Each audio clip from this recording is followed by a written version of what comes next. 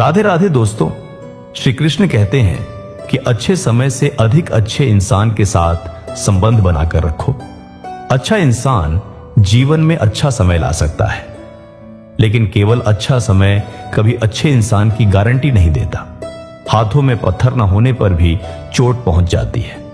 यह जुबान भी सचमुच बड़ी विचित्र होती है। यह अच्छे अच्छे परिवारों को भी बिखेर देती है।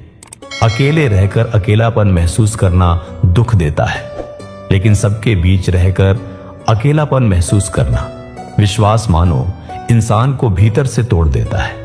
खेत बेचकर नौकरी प्राप्त करना सरल हो सकता है, लेकिन नौकरी करके दोबारा खेत खरीदना अत्यंत कठिन होता है। मेरे जीवन में पीड़ा बहुत रही है, फिर भी मैंने कभी उसे किसी के सामने प्रकट नहीं किया और बिना बताए मेरे दर्द को समझ सके ऐसा ईश्वर ने शायद मेरे लिए कोई नहीं बनाया।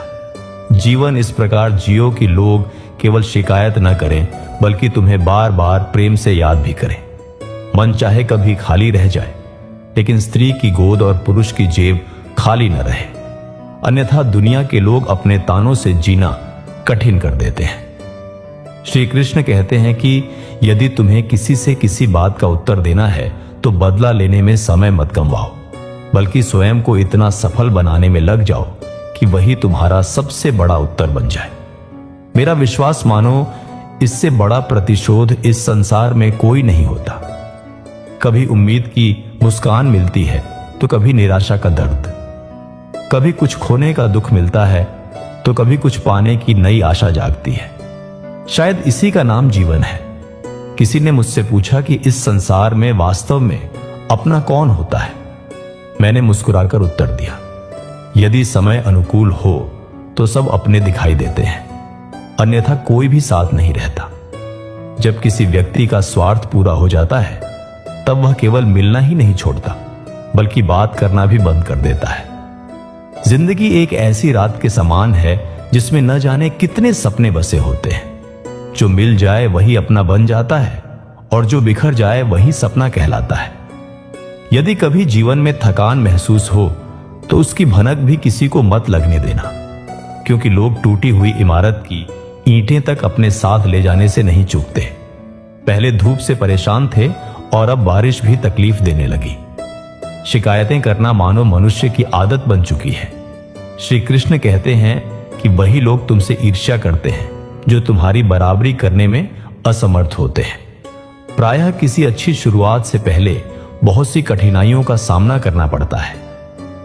प्रतिदिन एक नया सूरज निकलता है, यह सिखाने के लिए कि उजाला बांटने से कभी कम नहीं होता। सभी लोगों के साथ प्रेम पूर्वक रहो, लेकिन किसी के सामने स्वयं को कमजोर मत बनाओ। कई बार मेरा हृदय यह सोचकर भर आता है कि आखिर ऐसा क्या पाने की चाह थी जिसमें मैंने स्वयं को ही खो दिया।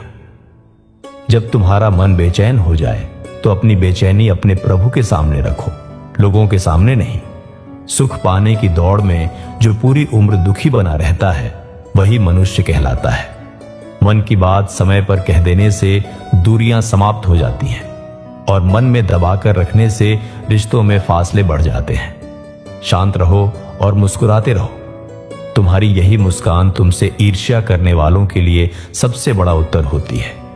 इस संसार में विश्वास के बिना न प्रेम टिक सकता है और न ही सच्ची प्रार्थना संभव है। श्री कृष्ण कहते हैं कि समझदार वही मनुष्य है जो अपने जीवन के निर्णय स्वयं करता है और उनके परिणाम के लिए किसी दूसरे को दोषी नहीं ठहराता।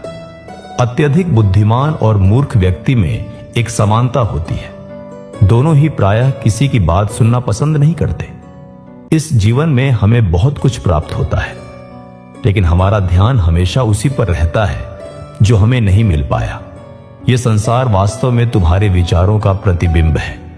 यदि तुम्हारा मन भीतर से अशांत होगा तो बाहर भी हर चीज वैसी ही दिखाई देगी। मैंने स्वयं को कुछ स्वार्थी लोगों पर पूरी तरह लुटा दिया जो हमेशा केवल अपने मतलब के लिए मेरे साथ बने रहे। बहुत से लोग दिल में स्वार्थ रखते हैं और जुबान से प्रेम का दिखावा करते हैं। संसार में ऐसे लोगों का यही कारोबार चलता रहता है। किसी ने बहुत सुंदर लिखा है, मैं सबको अच्छा लगता हूं, लेकिन केवल तब तक जब तक उन्हें मेरी आवश्यकता होती है। यह दुनिया स्वार्थ से भरी निकली, यह बात मुझे बहुत देर से समझ में आई। मेरी सबसे बड़ी कमजोरी यही रही कि मैं हर किसी को अपना मानता चला गया। श्री कृष्ण कहते हैं कि रात भर गहरी और सुकून भरी नींद लेना इतना सरल नहीं होता।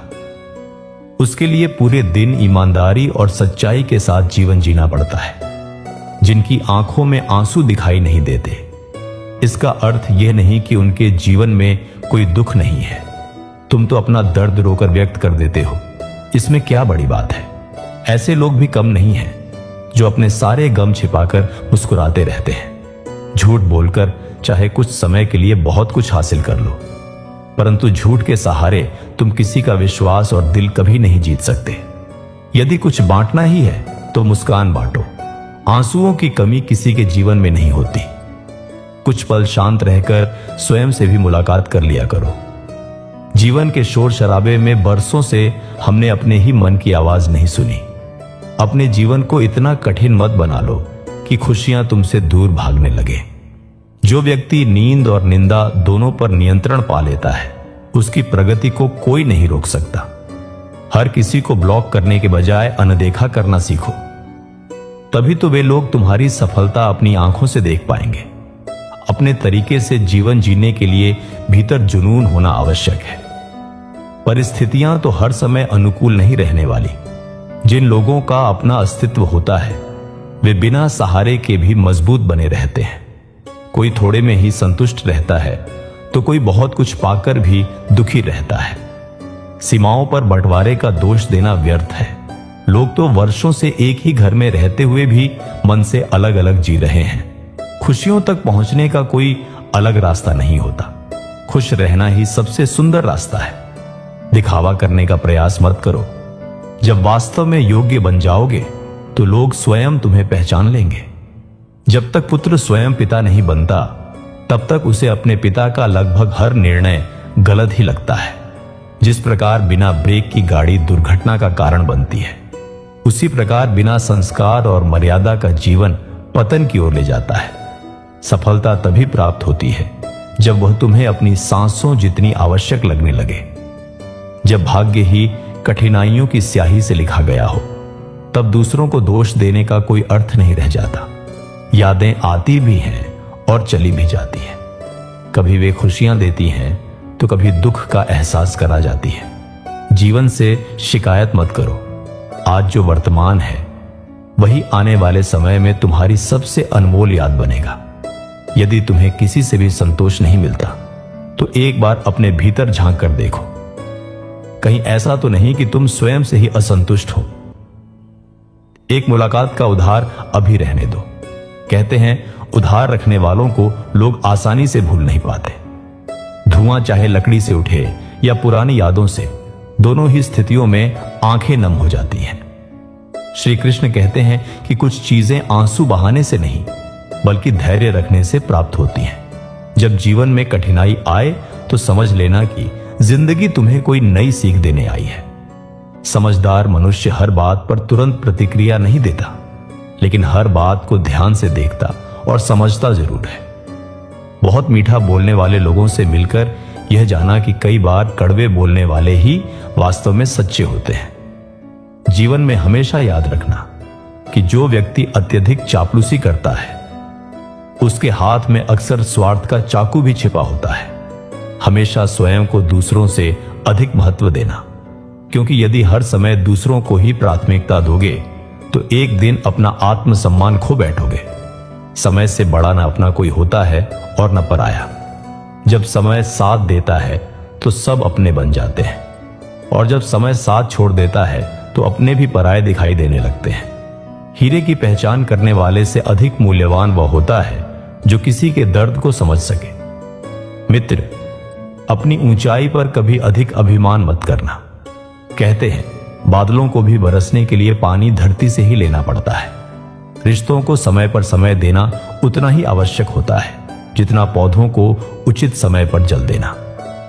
यदि सही मार्गदर्शक मिल जाए तो एक छोटा सा दीपक भी सूर्य के समान राह दिखा सकता है।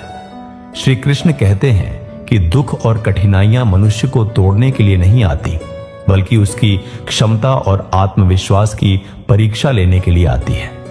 सम्मान की रक्षा के लिए अवश्य संघर्ष करो, लेकिन कभी अधर्म का साथ मत दो। अपने अधिकार के लिए डटकर खड़े रहो, किंतु जिस वस्तु पर तुम्हारा अधिकार नहीं है उसके प्रति मोह मत रखो।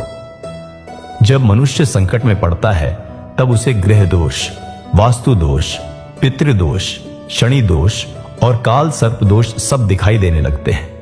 केवल अपनी गलती दिखाई नहीं देती। हर व्यक्ति के हृदय की अनुभूति अलग होती है।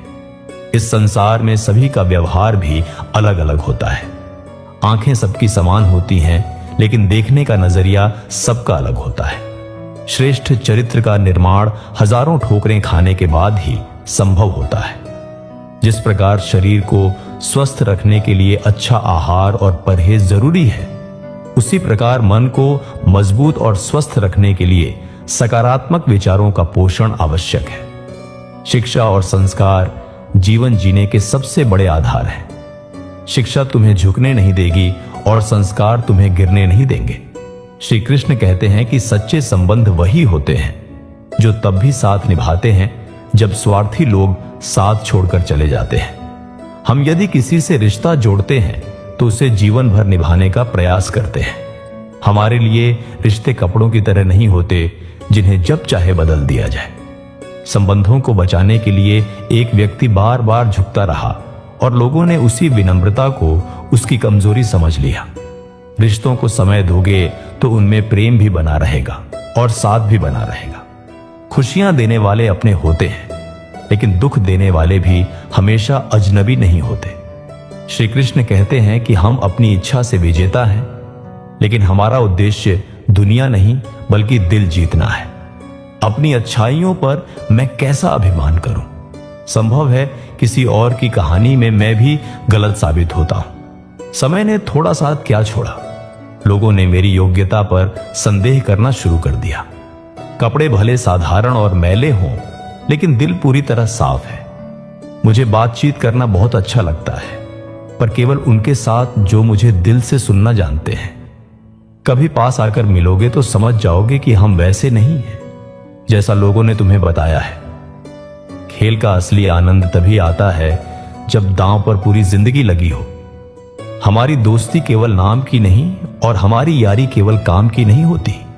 यही हमारी पहचान है। यदि कुछ लोग मुझे गलत समझते हैं तो मुझे उसका दुख नहीं होता, क्योंकि वे उतना ही समझते हैं जितनी उनकी समझ है। हर बार टूटने का अर्थ समाप्त हो जाना नहीं होता। कई बार टूटने के बाद ही एक नई जिंदगी की शुरुआत होती है। श्री कृष्ण कहते हैं कि रोटी से अधिक विचित्र वस्तु शायद कोई नहीं।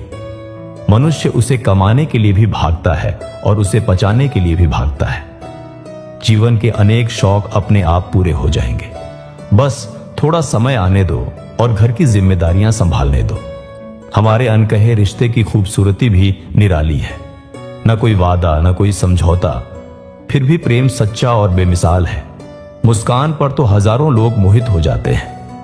असली रिश्ता तब साबित होता है जब कोई तुम्हारे आंसुओं में भी भागीदार बने। जहां तुम्हारी बातों को समझने वाला कोई न हो, वहां अधिक बोलना उचित नहीं, क्योंकि जो समझना ही न चाहे उसके सामने समझाना व्यर्थ है। अकेलापन भी सुकून देता है, विशेषकर तब जब कोई अपना बहुत करीब आकर साथ छोड़ गया हो। जिंदगी इतना दर्द दे रही है कि अब दर्द को भी दर्द होने लगा है।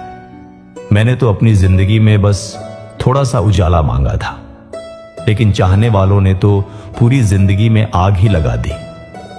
श्री कृष्ण कहते हैं कि अनेक अच्छे लोगों का जीवन कुछ धोखेबाज व्यक्तियों के कारण बर्बाद हो जाता है। जिसे दूसरों के दिल से खेलने में आनंद आता हो, उसे दर्द का अर्थ कभी समझ नहीं आता। कुछ पल ऐसे होते हैं जो गुजर तो जाते हैं, लेकिन उनकी यादें जीवन भर चुभती रहती हैं। आनंद वहां नहीं मिलता जहां केवल धन मिलता है। सच्चा आनंद वहां मिलता है जहां मन को अपनापन मिलता है। यदि तुम्हें किसी एक व्यक्ति में कमी दिखाई दे तो उससे बात करो, लेकिन यदि हर व्यक्ति में कमी दिखाई देने लगे तो स्वयं से बात करना शुरू करो। कौन कहता है कि दूरियां केवल किलोमीटरों से मापी जाती है? कई बार स्वयं से मिलने में भी पूरी उम्र निकल जाती है। मनुष्य की फितरत ही ऐसी है, जो चीज न मिले उसके लिए बेचैन रहता है और जो मिल जाए उसकी कद्र नहीं करता। यदि रिश्ता बनाए रखना हो तो हमेशा अच्छी बातें करते रहो, और यदि रिश्ता खत्म करना हो तो केवल कठोर सच कह देना ही काफी होता है। आज के रिश्ते पहाड़ों की तरह शांत हो गए हैं। जब तक हम आवाज न दें, उधर से कोई पुकार भी नहीं आती।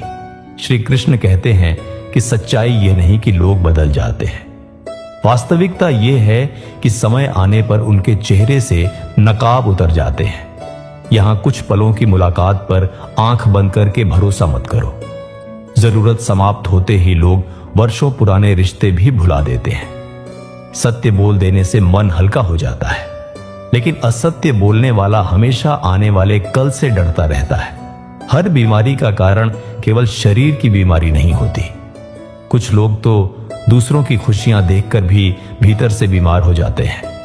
रिश्तों को गलतियां उतना कमजोर नहीं करती जितना गलत फहमियां करती हैं।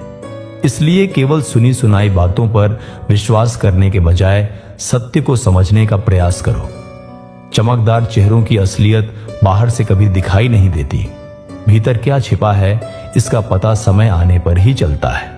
जो लोग मिठास का आवरण ओढ़कर मीठी मीठी बातें करते हैं, वे कब अपना असली कठोर रूप दिखा दें, इसका अनुमान लगाना कठिन होता है।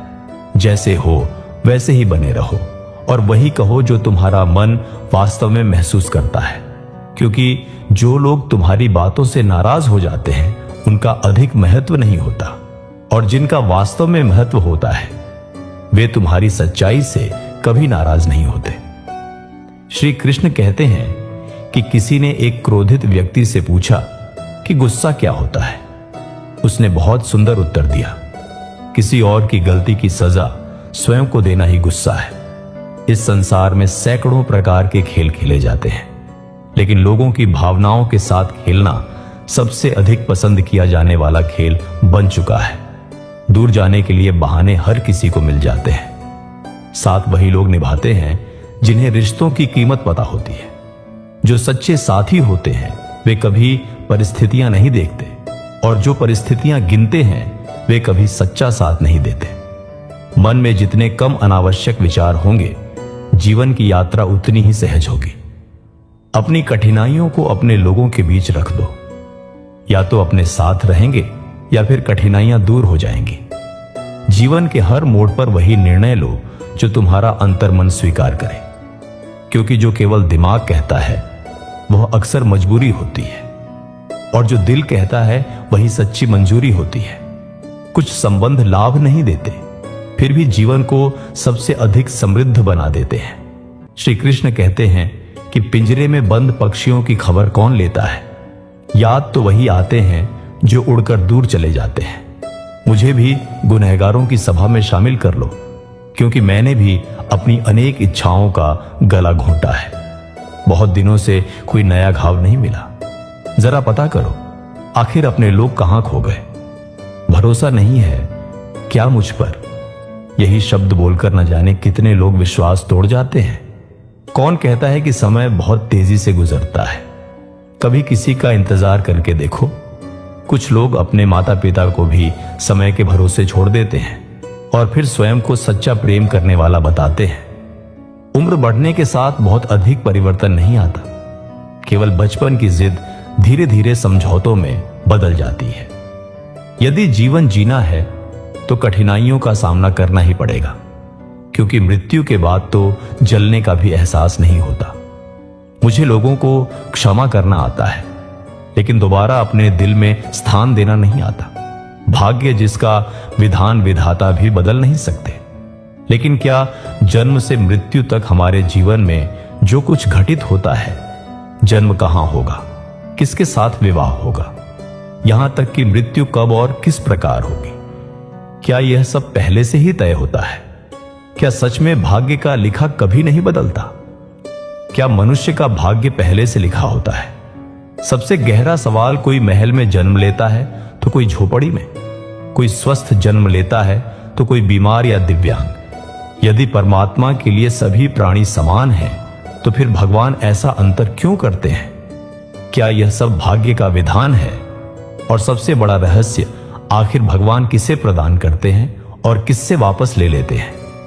मित्रों, यह गरुड़ पुराण की कथा अमृत तुल्य ज्ञान से भरपूर है, इसलिए इसे अंत तक जरूर सुनिए, क्योंकि इसके अंतिम हिस्से में एक ऐसा गूढ़ रहस्य और ज्ञान छिपा है जिसे ना सुनना स्वयं को एक बहुमूल्य ज्ञान से वंचित कर देना होगा। तो मित्रों, कथा शुरू करने से पहले चैनल को सब्सक्राइब और वीडियो को लाइक जरूर कर दीजिए। एक समय की बात है, गरुड़ देव के मन में भाग्य को लेकर एक गहरी जिज्ञासा जाग उठी। पिछली कथा में वे भगवान विष्णु से जान चुके थे कि मनुष्य का भाग्य कब लिखा जाता है और उसे कौन लिखता है, लेकिन अब उनके मन में एक और रहस्यमय प्रश्न उठ खड़ा हुआ। उसका उत्तर जानने हेतु वे भगवान विष्णु के चरणों में पहुंच गए। प्रभु मुस्कुराकर बोले, हे गरुड़, निसंकोच कहो, आज तुम्हारे मन में कौन सा सवाल है? गरुड़ देव ने हाथ जोड़कर कहा, हे प्रभु, क्या सचमुच भाग्य में लिखा कभी नहीं मिटता?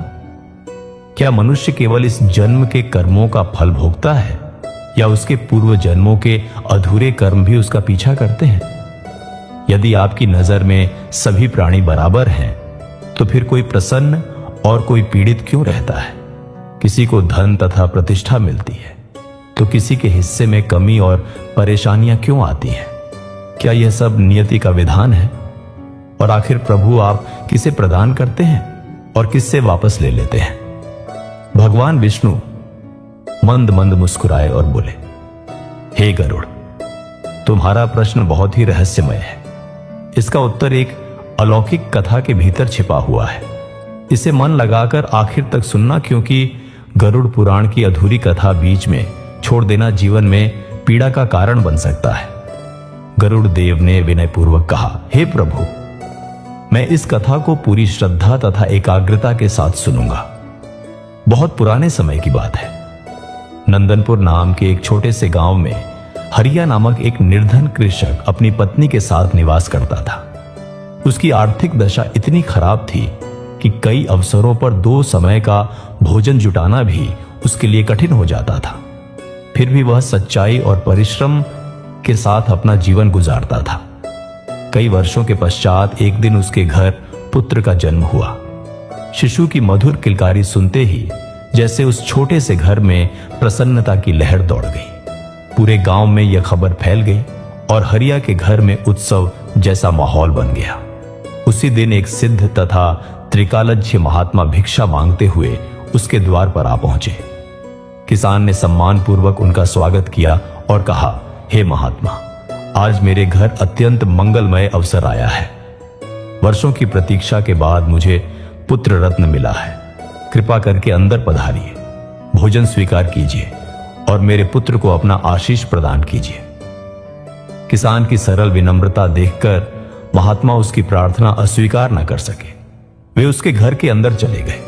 किसान तथा उसकी पत्नी ने श्रद्धा से उनका सम्मान किया और उन्हें भोजन कराया। भोजन समाप्त होने के बाद हरिया अपने नवजात शिशु को बाहों में लेकर महात्मा के समीप पहुंचा और बोला, गुरुदेव, दया करके मेरे पुत्र को ऐसा आशीर्वाद दीजिए कि इसके जीवन में कभी कोई दुख अथवा विपत्ति ना आए। महात्मा हल्के से मुस्कुराए और जैसे ही उन्होंने उस शिशु को आशीर्वाद देने हेतु अपना हाथ उठाया, उनकी नजर उसके दाएं हाथ पर बने एक अद्भुत नीले चिन्ह पर जाकर ठहर गई। उस निशान को देखते ही उनके चेहरे का भाव अचानक बदल गया और वे कुछ पल तक गंभीर चिंतन में खोए रहे। कहा जाता है कि सिद्ध संत केवल हाथों की रेखाओं को ही नहीं, बल्कि मस्तक की रेखाओं और आत्मिक तेज को देखकर भी आने वाले समय का संकेत समझ लेते हैं। उसी पल उन्होंने उस बालक के भाग्य में छिपे एक विलक्षण भविष्य की झलक देख ली थी। महात्मा को इस तरह गंभीर देखकर किसान के मन में भय उत्पन्न हो गया। वह बोला, गुरुदेव, क्या हुआ? क्या मेरे पुत्र के आने वाले जीवन में कोई बड़ा संकट है? कृपया मुझसे सत्य कहिए। महात्मा ने स्थिर आवाज में कहा, घबराओ मत पुत्र, तुम्हारे बच्चे के भविष्य में कोई विपत्ति नहीं, बल्कि उसके भाग्य में अद्भुत योग अंकित है। उसके हाथ पर दिखाई देने वाला यह चिन्ह बताता है कि यह बालक सामान्य नहीं है। इसके जीवन में राजयोग लिखा है। यह केवल 16 वर्ष की उम्र में एक विशाल राज्य का शासक बनेगा। दर्शकों, इस समय संभव है आपके मन में भी यही सवाल उठ रहा होगा, क्या वास्तव में एक निर्धन किसान का पुत्र राजा बन सकता है? और क्या इंसान की नियति पहले से ही तय की जा चुकी होती है? लेकिन आगे भाग्य ऐसा परिवर्तन करने वाला था जिसकी किसी ने स्वप्न में भी कल्पना नहीं की थी। महात्मा की बात सुनकर किसान आश्चर्य में पड़ गया। उसने कहा, गुरुदेव, मैं स्वयं एक गरीब कृषक हूं। मेरा बेटा राजा आखिर किस प्रकार बन सकता है? महात्मा मुस्कुराए और बोले, परमात्मा की रचना में कोई बात असंभव नहीं होती। यह उसके पिछले जन्मों में किए गए पुण्य कर्मों का परिणाम है। जब यह बालक 16 वर्ष की आयु प्राप्त करेगा, तब इसका विवाह इस राज्य के नरेश की अकेली पुत्री के साथ होगा और इसके भाग्य में राज सिंहासन का सुख लिखा हुआ है।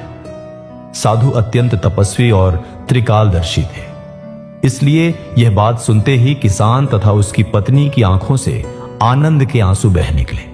धीरे धीरे यह भविष्यवाणी पूरे इलाके में प्रसिद्ध हो गई और दूर दराज से लोग उस बालक को देखने के लिए आने लगे, जिसके विषय में कहा जा रहा था कि एक दिन यही बालक इस राज्य की राजगद्दी संभालेगा। लेकिन दर्शकों, नियति का यह रहस्य केवल गांव के लोगों तक सीमित रहने वाला नहीं था। भाग्य अब ऐसा नया खेल रचने वाला था जो पूरे राज्य की दिशा ही बदल देने वाला था।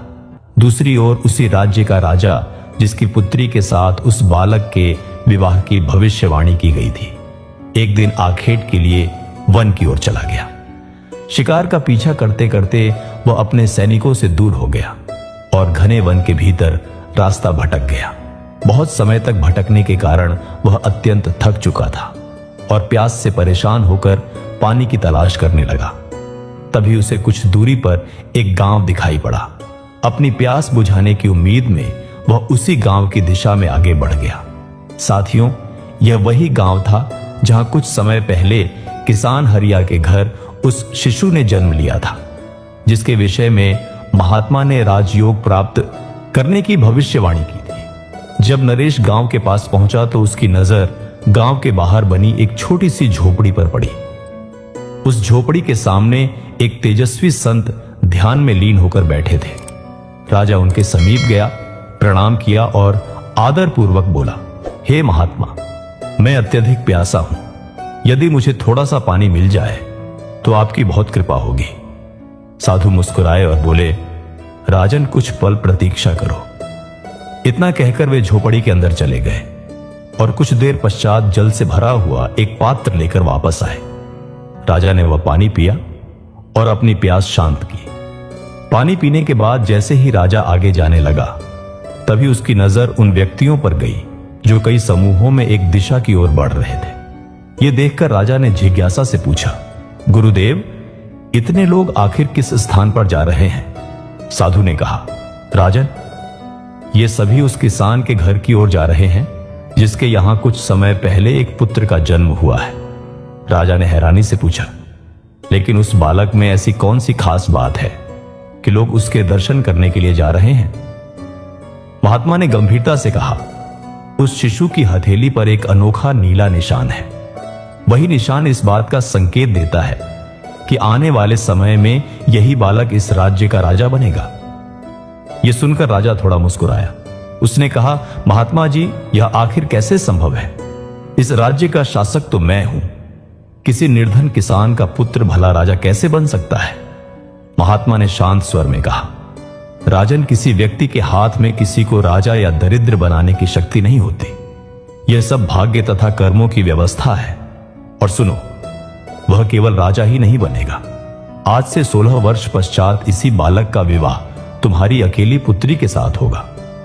विवाह संपन्न होने के बाद वही इस राज्य का अगला उत्तराधिकारी बनेगा। महात्मा की बात सुनकर राजा स्तब्ध रह गया। उसने तुरंत कहा, मेरी पुत्री, लेकिन मेरी तो अभी कोई संतान ही नहीं है।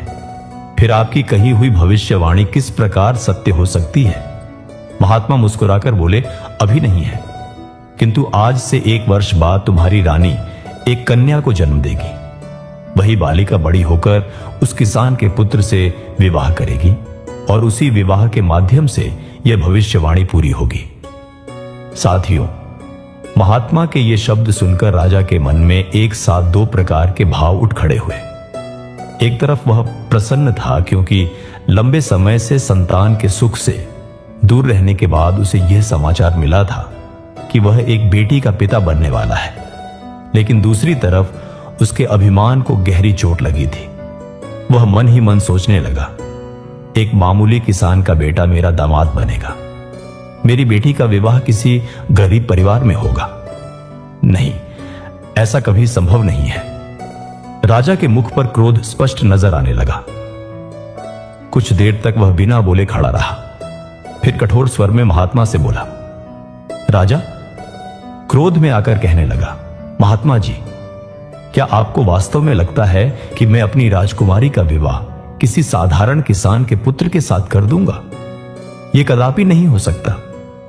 महात्मा ने शांत भाव से कहा, राजन, जो कुछ उस बालक के भाग्य में पहले ही अंकित हो चुका है, उसे संसार की कोई शक्ति मिटा नहीं सकती। विधाता के द्वारा लिखा हुआ पत्थर पर खींची रेखा के समान अटल होता है। उसे बदल देने की सामर्थ्य किसी भी मनुष्य के भीतर नहीं होती। लेकिन राजा को अपने अधिकार और राजसी पद का बहुत घमंड था। वह बोला, महात्मा जी, चाहे परिस्थिति कैसी भी हो, मैं अपनी पुत्री का विवाह उस निर्धन किसान के पुत्र से किसी भी हालत में नहीं होने दूंगा। और जहां तक नियति का सवाल है, मैं स्वयं प्रमाणित करके दिखाऊंगा कि इंसान चाहे तो विधाता के लिखे विधान को भी बदल सकता है। महात्मा बस मंद मंद मुस्कुराते रहे। फिर उन्होंने कहा, अच्छा राजन, समय को आने दो, मैं भी देखूंगा और तुम भी देखोगे कि आखिर जीत भाग्य की होती है या फिर अहंकार की। राजा ने संत को प्रणाम किया और वहां से अपने राजमहल की ओर वापस चला गया। लेकिन उस दिन के बाद उसके मन में केवल एक ही विचार लगातार चलता रहा, आखिर ऐसा क्या करूं जिससे यह भविष्यवाणी कभी सत्य ही ना हो। पूरी रात वह इसी चिंता में उलझा रहा। अंत में उसके मन में एक उपाय आया। अगले दिन उसने ब्राह्मण का रूप धारण किया और उस गांव की तरफ निकल पड़ा जहां किसान हरिया निवास करता था। घर के बाहर पहुंचकर उसने पुकार लगाई, कोई घर में है? एक भूखा ब्राह्मण द्वार पर खड़ा है, यदि कुछ दान प्राप्त हो जाए तो बहुत उपकार होगा। आवाज सुनते ही किसान बाहर निकल आया। उसने श्रद्धापूर्वक ब्राह्मण को प्रणाम किया और बोला, महाराज बताइए, मैं आपकी किस प्रकार सहायता कर सकता हूं? अपना रूप बदलकर आए राजा ने कुछ पल किसान को ध्यान से देखा और फिर कहा, मैं केवल भिक्षा लेने वाला नहीं हूं, बल्कि भाग्य का संकेत भी समझता हूं। मुझे ऐसा आभास हो रहा है कि तुम्हारे घर कुछ समय पहले एक पुत्र ने जन्म लिया है और उसके दाएं हाथ पर नीले रंग का कोई विशेष निशान भी मौजूद है। यह सुनते ही किसान चकित हो गया। उसने कहा, हां महाराज, आपकी बात बिल्कुल सही है।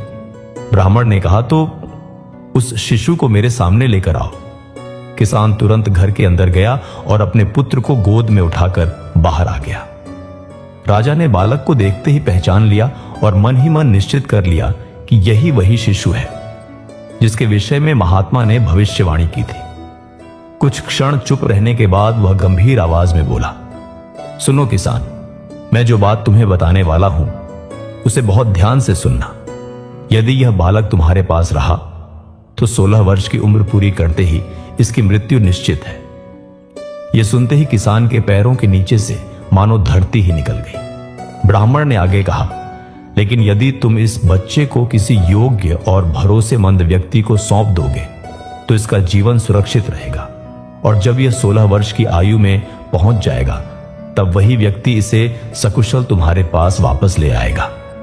किसान की आंखों से आंसू बहने लगे। वह बोला, महाराज, यह मेरा अकेला पुत्र है, मैं इसे अपने से अलग कैसे कर सकता हूं?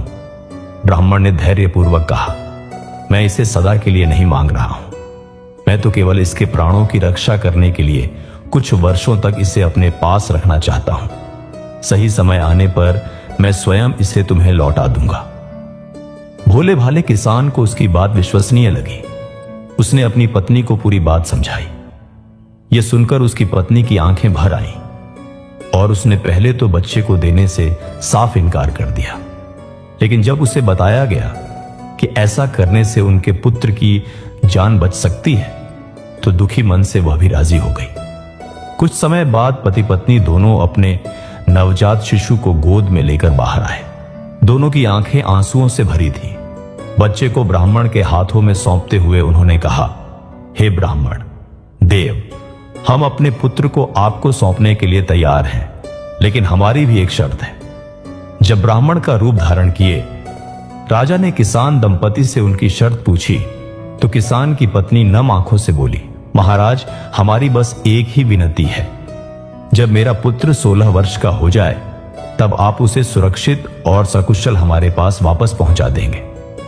राजा ने बिना देर किए सहमति जताते हुए कहा, तुम्हारी शर्त मुझे स्वीकार है। मैं तुम्हें वचन देता हूं कि उचित समय आने पर तुम्हारा पुत्र निश्चित रूप से तुम्हें वापस मिल जाएगा। दुखी हृदय से माता पिता ने अपने जिगर के टुकड़े को उस ब्राह्मण के हाथों में सौंप दिया। उन्हें जरा भी झात नहीं था कि जिस व्यक्ति को वे अपने बच्चे की जिंदगी सौंप रहे हैं वह कोई सामान्य ब्राह्मण नहीं बल्कि स्वयं उस राज्य का राजा था और उसके मन में कोई दूसरी ही चाल चल रही थी। बालक को साथ लेकर राजा वहां से आगे बढ़ गया। उसके मन में यह संतोष था कि उसने भविष्यवाणी को झूठा साबित करने की दिशा में अपना पहला कदम रख दिया है। कुछ दूरी पर एक निर्जन नदी तट के पास पहुंचते ही उसके मन में एक भयावह विचार जन्म लेने लगा। उसने मन में सोचा, यदि मैं इसी समय इस बच्चे को समाप्त कर दूं तो मेरी सारी परेशानी हमेशा के लिए मिट जाएगी। लेकिन जैसे ही उसकी नजर उस निर्दोष शिशु के चेहरे पर गई, उसके हाथ अचानक कांपने लगे। बालक बेफिक्र होकर मंद मंद मुस्कुरा रहा था। उसी पल उसकी आत्मा ने उसे भीतर से झकझोर दिया। इस मासूम बच्चे ने आखिर तुम्हारा क्या नुकसान किया है? क्या सिर्फ अपने घमंड की खातिर तुम इसकी जान ले लोगे? राजा चाहकर भी उस निर्दोष की हत्या नहीं कर सका। तब उसने एक मजबूत लकड़ी का संदूक तैयार करवाया, उसमें हवा के आने जाने के लिए उचित जगह बनवाई और उस बालक को उसमें रखकर नदी की तेज धारा में प्रवाहित कर दिया। संदूक धीरे धीरे राजा की आंखों से ओझल होता चला गया और राजा यह मानकर वापस लौट गया कि अब वह भविष्यवाणी कभी भी पूरी नहीं होगी। लेकिन मनुष्य अपनी योजनाएं बनाता है और नियति अपने तरीके से मुस्कुराती रहती है। नदी की लहरों के साथ बहता हुआ वह संदूक कई कोस की दूरी तय करके एक दूसरे नगर के तट पर जा पहुंचा। उसी नगर में मानो सेठ नाम का एक समृद्ध व्यापारी रहता था। वह प्रत्येक सुबह नदी के जल में स्नान करने के लिए वहां आया करता था। उस दिन अचानक उसकी नजर नदी में बहते हुए उस संदूक पर पड़ी। जिज्ञासा के कारण उसने उसे खींचकर किनारे लगाया और संदूक खोल दिया। ढक्कन उठते ही उसकी आंखें विस्मय से बड़ी हो गईं। अंदर एक सुंदर नवजात शिशु बिल्कुल सुरक्षित अवस्था में सोया हुआ था। वह मासूम मुस्कुराते हुए अपने पैर का अंगूठा मुंह में लेकर चूस रहा था, मानो उसे संसार की किसी बात की कोई चिंता ही ना हो। लंबे समय से संतान के सुख से वंचित मानो सेठ की आंखों में भावुकता के आंसू छलक आए। उसने तुरंत उस शिशु को अपनी बाहों में उठाया और अपने सीने से लगा लिया। उसने मन ही मन प्रार्थना की, हे मां गंगा, यह अवश्य आपकी ही कृपा है। आपने हमारे सूने आंगन को संतान की खुशी से भर दिया। सेठ उस बालक को अपने घर ले गया और अपनी पत्नी को पूरी घटना सुनाई। यह बात सुनते ही सेठानी खुशी से भाव विभोर हो उठी। दोनों पति पत्नी ने उस शिशु को परमात्मा का वरदान समझकर अपना लिया और अत्यंत स्नेह से उसका पालन पोषण करने लगे। धीरे धीरे समय आगे बढ़ता गया और वही शिशु बड़ा होकर एक सुंदर, समझदार तथा निडर युवक बन गया। दूसरी ओर देखते देखते पूरे 16 वर्ष गुजर गए। एक दिन वह युवक अपने कुछ मित्रों के साथ नगर में मौजूद था। तभी उसी मार्ग से एक राजा की विशाल और शानदार सवारी निकल रही थी। उसी समय एक छोटा बच्चा खेलते खेलते अचानक उस काफिले के सामने पहुंच गया। घोड़े पूरी गति से आगे बढ़ रहे थे और किसी की नजर उस बालक पर नहीं पड़ी, लेकिन उस युवक ने खतरे को तुरंत पहचान लिया। वह तेजी से दौड़ा और ठीक अंतिम क्षण में उस छोटे बालक को घोड़ों के पैरों के नीचे आने से बचा लिया। दर्शकों, जिस बच्चे की उसने जान बचाई वह उसके लिए बिल्कुल अपरिचित था, लेकिन इस पूरी घटना को अपनी आंखों से देखने वाला व्यक्ति कोई सामान्य इंसान नहीं था। वह वही राजा था जिसने 16 वर्ष पूर्व उस बालक को नदी की धारा में बहा दिया था, और अब नियति उन दोनों को एक बार फिर आमने सामने खड़ा करने वाली थी। जैसे ही नरेश की नजर उस युवक की हथेली पर गई, वह अचानक हैरान रह गया। उसकी हथेली पर बिल्कुल वही नीले रंग का निशान मौजूद था। राजा के मन में सवाल उठा, क्या यह वही शिशु है? लेकिन फिर यह आज तक जीवित कैसे रहा? राजा ने तुरंत उस युवक को अपने पास बुलवाया। उसकी वीरता की प्रशंसा करने के पश्चात उसने उसके माता पिता और परिवार के विषय में पूछा। युवक ने बताया कि वह मानो सेठ का बेटा है। यह सुनकर राजा उसके साथ सेठ के निवास पर पहुंच गया। बातचीत के दौरान सेठ ने बताया कि यह उसका जन्म से पुत्र नहीं है, बल्कि कई वर्ष पहले नदी के किनारे एक संदूक के भीतर मिला था। यह सुनते ही राजा को विश्वास हो गया कि नियति ने उस बालक की रक्षा कर ली थी। कुछ पल विचार करने के बाद राजा के मन में एक नई चाल आई। उसने सेठ से कहा, तुम्हारा पुत्र बहुत वीर और योग्य है। यदि तुम्हारी अनुमति हो तो मैं इसे अपने राजमहल में सेवा करने का अवसर प्रदान करना चाहता हूं। सेठ ने खुशी खुशी अपनी सहमति दे दी। इसके बाद राजा ने एक पत्र तैयार किया। उस पत्र पर अपनी राजमुद्रा अंकित की और युवक के हाथ में देते हुए बोला, इसे मेरी रानी तक पहुंचा देना, वह तुम्हें तुम्हारे योग्य काम सौंप देंगी। युवक वह पत्र लेकर राजा के राज्य की ओर निकल पड़ा। लेकिन मित्रों, नियति ने उसके जीवन में अभी एक और अनोखा मोड़ छिपा कर रखा था। रास्ते में चलते चलते वह एक घने वन के अंदर रास्ता भूल गया। सूर्य डूब चुका था और चारों तरफ धीरे धीरे अंधकार छाने लगा था। तभी युवक की नजर दूर एक जर्जर सी झोपड़ी पर पड़ी। उसने विचार किया कि रात गुजारने के लिए यही स्थान ठीक रहेगा। लेकिन जैसे ही वह झोपड़ी के भीतर गया, उसकी हैरानी की सीमा नहीं रही। बाहर से सामान्य दिखाई देने वाली उस झोपड़ी के नीचे एक गहरा रहस्य छिपा हुआ था। वहां नीचे उतरने के लिए पत्थर से बनी सीढ़ियां मौजूद थीं। कौतूहल के कारण जब वह सीढ़ियों से नीचे उतरा तो उसकी आंखें आश्चर्य से खुली रह गईं। नीचे एक विशाल और सुंदर महल बना हुआ था। उस महल के भीतर एक बूढ़ी स्त्री भोजन तैयार कर रही थी। युवक ने उसे प्रणाम किया और रास्ता भूलने से लेकर उस स्थान तक पहुंचने की पूरी घटना सुनाकर एक रात आश्रय देने की विनती की। वृद्धा ने कहा, बेटा, मुझे तुम्हारे यहां रुकने में कोई परेशानी नहीं है, मगर यह स्थान डाकुओं का गुप्त ठिकाना है। यदि उन्हें तुम्हारे यहां होने की जानकारी मिल गई तो वे तुम्हें जिंदा नहीं छोड़ेंगे। युवक ने आदर से कहा, मैया, बाहर चारों ओर घना जंगल है और मैं रास्ता भी खो चुका हूं। इस समय मेरी सुरक्षा केवल आप ही कर सकती हैं। उसकी भोली और सरल बातों ने वृद्धा के मन को छू लिया और उसने उसे रात भर ठहरने की अनुमति दे दी। कुछ समय पश्चात डाकुओं का दल अपने गुप्त ठिकाने पर वापस लौट आया। वहां एक कोने में सोते हुए युवक को देखकर वे सभी चौंक गए। वृद्धा ने उन्हें उस युवक के बारे में पूरी घटना बता दी। लेकिन एक डाकू के मन में शंका उत्पन्न हो गई। उसने कहा, क्या मालूम यह राजा का कोई गुप्तचर हो? और उसने तुरंत युवक की तलाशी लेना शुरू कर दिया। तभी उसकी जेब से राजमुद्रा लगी हुई चिट्ठी बाहर निकल आई। डाकू ने उस पत्र को खोला और पढ़ना शुरू किया। लेकिन जैसे जैसे उसकी नजर पत्र की पंक्तियों पर आगे बढ़ती गई, उसके चेहरे का रंग बदलता चला गया। वह क्रोध और घृणा से बोला, धिक्कार है, हमारा राजा कितना निर्दयी है। वृद्धा ने जिज्ञासा से पूछा, आखिर इसमें ऐसा क्या लिखा है? डाकू ने बताया, इसमें महारानी के लिए आदेश दिया गया है कि जैसे ही यह युवक राजमहल में पहुंचे, इसे तुरंत मरवा दिया जाए। यह बात सुनते ही वृद्धा का हृदय करुणा से भर गया। उसने युवक की तरफ देखा और बोली, यह कैसा घोर अन्याय है। जिस व्यक्ति के हाथों यह पत्र भेजा जा रहा है, उसी की मृत्यु का फरमान भी इसी पत्र में मौजूद है। कुछ पल विचार करने के बाद वृद्धा ने कहा, नहीं, हमें इस बालक की रक्षा करनी ही होगी। संभव है परमात्मा ने इसे किसी विशेष उद्देश्य से यहां पहुंचाया हो। इसके बाद उसने डाकुओं से कहा, इस पत्र का संदेश बदल दो। डाकुओं ने पूछा, इसमें क्या लिखना चाहिए?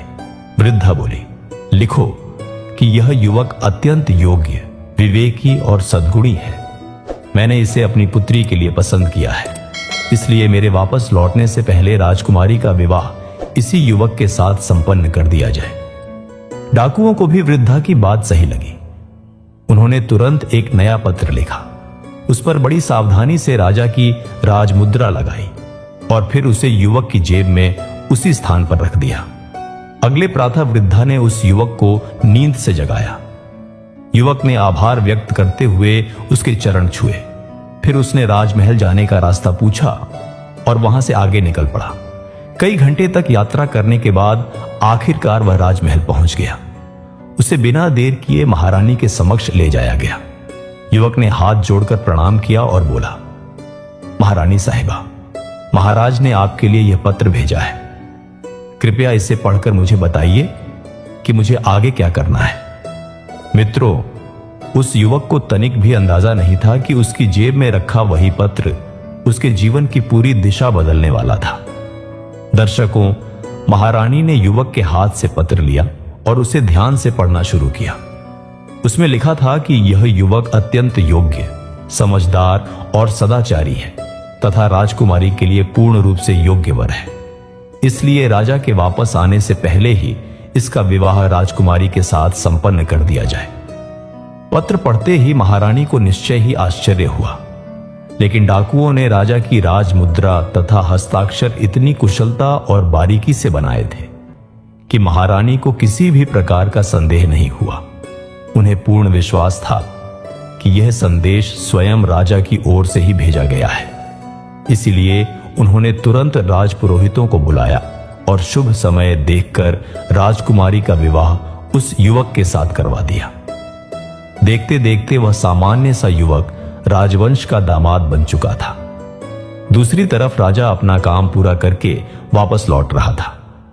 उसे पूरा भरोसा था कि अब तक वह युवक मर चुका होगा और महात्मा की भविष्यवाणी झूठी साबित हो गई होगी। लेकिन जैसे ही वह राजमहल पहुंचा, उसके होश उड़ गए। जिस युवक को उसने मृत्यु के सामने भेज दिया था, वही उसके महल में पूरे सम्मान के साथ मौजूद था। इतना ही नहीं, उसका विवाह राजकुमारी के साथ भी हो चुका था। यह दृश्य देखकर राजा का क्रोध चरम पर पहुंच गया। वह तुरंत महारानी के पास गया और बोला, मैंने तो उसे मरवाने का आदेश दिया था, फिर इसका विवाह कैसे हो गया? महारानी ने शांतिपूर्वक कहा, महाराज, मैंने तो वही किया है जो आपके पत्र में लिखा हुआ था। राजा ने तत्काल वह पत्र मंगवाया। जैसे ही उसने संदेश पढ़ा, उसके पैरों के नीचे से मानो धरती खिसक गई। पत्र में लिखा हुआ पूरा आदेश बदल चुका था। क्रोध से कांपते हुए उसने सैनिकों को आदेश दिया कि उस युवक को तुरंत राज दरबार में उपस्थित किया जाए। युवक के सामने आते ही राजा ने तलवार बाहर निकाल ली और गरजते हुए बोला, एक निर्धन किसान का पुत्र होकर तुमने राजकुमारी से विवाह करने का दुस्साहस कैसे किया? आज तुम्हें इस अपराध की सजा अवश्य मिलेगी। युवक भयभीत होकर बोला, महाराज, मैंने कोई अपराध नहीं किया। मैं तो स्वयं को एक धनवान सेठ का पुत्र समझता हूं। फिर आखिर मेरा अपराध क्या है? लेकिन राजा उसकी कोई बात सुनने को तैयार नहीं था। तभी राजकुमारी आगे बढ़कर उसके सामने आ गई और बोली, पिताजी, यदि आप इन्हें मृत्यु देना चाहते हैं तो सबसे पहले मुझे मारना होगा। यह सुनते ही पूरा दरबार मौन और स्तब्ध हो गया। तभी उसी समय एक सैनिक तेजी से वहां आया और बोला, महाराज, एक सिद्ध महात्मा आपसे भेंट करना चाहते हैं। राजा ने उन्हें तुरंत राज दरबार में बुलाने का आदेश दिया। कुछ ही क्षणों के बाद वही महात्मा दरबार में उपस्थित हुए। राजा ने आदरपूर्वक उनका स्वागत किया, लेकिन महात्मा मंद मंद मुस्कुराते हुए बोले, राजन, लगता है तुमने मुझे पहचानने में भूल कर दी। मैं वही संत हूं जिससे तुम 16 वर्ष पहले वन में मिले थे। वही व्यक्ति जिसने तुम्हें बताया था कि एक निर्धन किसान का पुत्र एक दिन तुम्हारी पुत्री का पति बनेगा और आगे चलकर इसी राज्य का राजा बनेगा। यह बात सुनते ही राजा के होश उड़ गए। महात्मा ने आगे कहा, तुमने उस बालक को उसके माता पिता से अलग किया, उसे नदी की धारा में बहाया उसकी मृत्यु का आदेश लिखवाया और बार बार भाग्य की दिशा बदलने की कोशिश की, लेकिन परिणाम क्या निकला? अंत में वही घटित हुआ जिसे विधाता ने पहले ही निर्धारित कर रखा था। दरबार में चारों ओर गहरा सन्नाटा छा गया। राजा की आंखें लज्जा से नीचे झुक गईं और उसका सारा अभिमान टूटकर बिखर गया। वह हाथ जोड़कर बोला, गुरुदेव, आज मुझे यह सत्य स्वीकार करना पड़ रहा है कि मनुष्य चाहे जितना सामर्थ्यवान क्यों ना हो, वह नियति के लिखे विधान को मिटा नहीं सकता। मुझे अपनी शक्ति और पद पर घमंड था, लेकिन भाग्य के सामने अंततः मुझे पराजय स्वीकार करनी पड़ी। महात्मा मुस्कुराए और बोले, राजन, यही संसार का अटल सत्य है। जो कुछ भाग्य में अंकित होता है वह किसी न किसी रास्ते से मनुष्य के जीवन तक पहुंच ही जाता है। इसलिए घमंड को त्याग कर विनम्रता अपनाओ और परमात्मा की व्यवस्था पर भरोसा रखो। महात्मा के वचन सुनकर राजा का भ्रम दूर हो गया। उसने उसी क्षण उस युवक को अपना दामाद स्वीकार कर लिया और आगे चलकर अपना पूरा राज्य भी उसके हाथों सौंप दिया। मित्रों, जिस शिशु ने एक निर्धन किसान के घर जन्म लिया था, वही आखिरकार उसी राज्य का राजा बना। और जिस नरेश ने भाग्य को अपने अनुसार बदलने का प्रयास किया था, उसे अंत में नियति के आगे सिर झुकाना पड़ा, क्योंकि इंसान चाहे जितने प्रयत्न कर ले, लेकिन विधाता ने जो विधान लिख दिया हो उसे संसार की कोई शक्ति मिटा नहीं सकती। मित्रों, इस कथा से यह बात पूरी तरह स्पष्ट हो जाती है कि जब काल और नियति अपना फैसला कर देते हैं तो राजा हो या साधारण व्यक्ति, कोई भी उसे रोक नहीं सकता। ऐसा ही एक उदाहरण द्वापर युग में भी देखने को मिलता है। जब कंस को यह आकाशवाणी सुनाई गई कि उसका अंत उसकी बहन देवकी की 8वीं संतान के हाथों होगा, तब उसने उस भविष्यवाणी को बदलने के लिए हर संभव उपाय किया। उसने देवकी तथा वसुदेव को कारागृह में बंद कर दिया, उनकी एक एक संतान की हत्या करवाई और अपनी ताकत के बल पर नियति को चुनौती देने का प्रयास किया। लेकिन आखिर में वही हुआ जिसे विधाता ने पहले से तय कर रखा था। देवकी की 8वीं संतान के रूप में भगवान श्री कृष्ण ने जन्म लिया और उन्हीं के हाथों कंस का विनाश भी हुआ। सनातन परंपरा के अनुसार जीवन की कुछ घटनाएं पहले से निर्धारित अवश्य हो सकती हैं, लेकिन इसका यह अर्थ बिल्कुल नहीं है कि भाग्य में कोई परिवर्तन संभव ही नहीं। भाग्य पत्थर पर खींची हुई स्थायी रेखा नहीं है। इंसान अपने अच्छे कर्मों, भक्ति, सेवा और धर्ममय आचरण के द्वारा अपने आने वाले जीवन की दिशा बदल सकता है।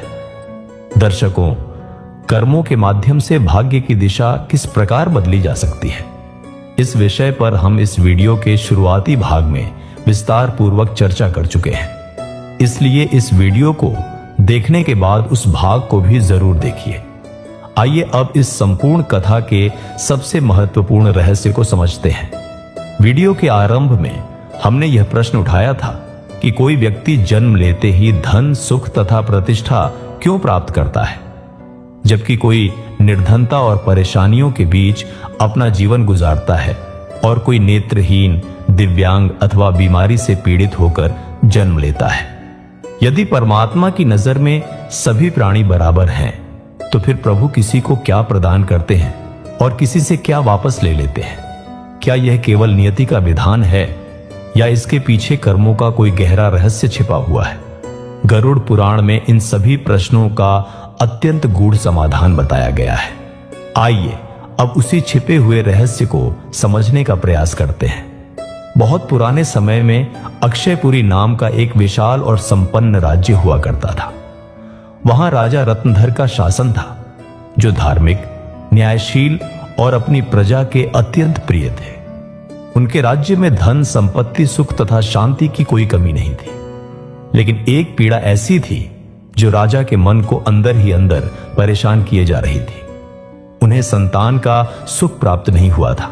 राजा और रानी ने अनेक वर्षों तक यज्ञ, दान, धार्मिक कार्य और कठोर तपस्या की।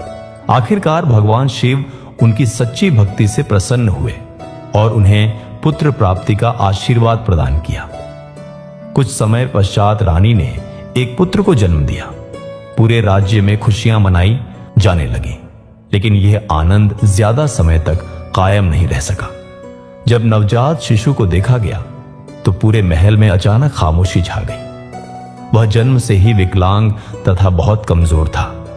राजा रत्नधर का हृदय पीड़ा से भर गया। वे बार बार मन में विचार करने लगे, मैंने पूरी जिंदगी धर्म का पालन किया, अपनी प्रजा की सेवा की, फिर मेरे पुत्र के जीवन में ऐसा कष्ट क्यों आया? इस निर्दोष बच्चे को जन्म लेते ही इतनी पीड़ा क्यों मिली? इन सवालों का समाधान जानने के लिए राजा भगवान श्री कृष्ण की शरण में पहुंच गए। उन्होंने अत्यंत व्याकुल होकर पूछा, हे प्रभु, यदि हर जीव को उसके कर्मों का फल मिलता है तो फिर मेरे पुत्र का अपराध क्या है?